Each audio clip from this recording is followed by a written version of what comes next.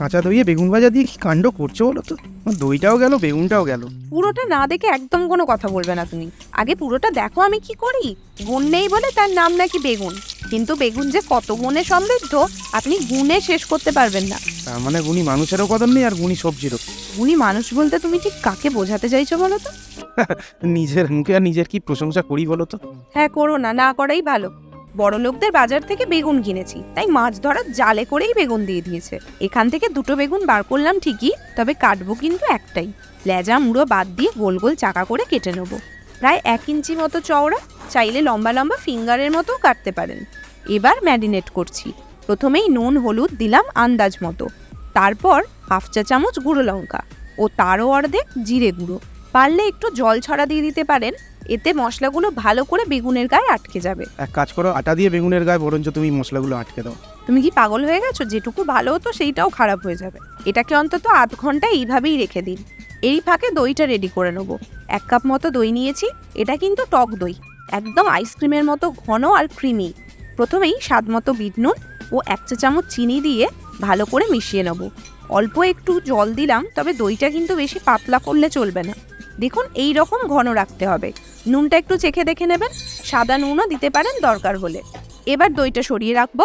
কড়াতে তেল গরম করতে দেবো, একদম বিশুদ্ধ সর্ষের তেল। অল্প তেলে যদি ভাজাভুজি করতে পারেন তাহলে তো এত তেল দেওয়ার দরকারই পড়বে না।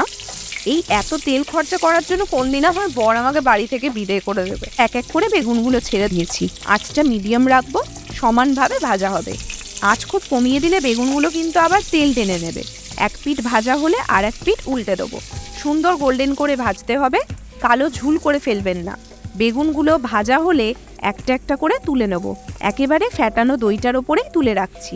এমনিই আমার বড্ড বাসন কোসন মাজার ভয়, এমনভাবেই রাখছি যাতে একটা বেগুন আর একটা বেগুনের ঘাড়ে পিঠে উঠে জমি জায়গা নিয়ে আবার মারামারি না শুরু করে দেয়। সব বেগুন তেল থেকে দইয়ে উঠে এসেছে। এবার লাস্ট কাজটা করেই নিই, ফোড়নটা দিয়ে দিই। ফোড়ন দেওয়ার জন্য একটা পরিষ্কার জায়গায় তেল নিলাম, এবারও সর্ষের তেল। প্রথমে দিলাম 4টে শুকনো লঙ্কা, 1 চা চামচ 5 ফোড়ন, 1/2 চা চামচ সর্ষে। দোকানদার আমার 5 ফোড়নে সর্ষে দিতে ভুলে গেছে মনে হয়, তাহলে তো ওটা 4 ফোড়ন হয়ে গেল। তাই তো আমি দিয়ে দিলাম আলাদা করে।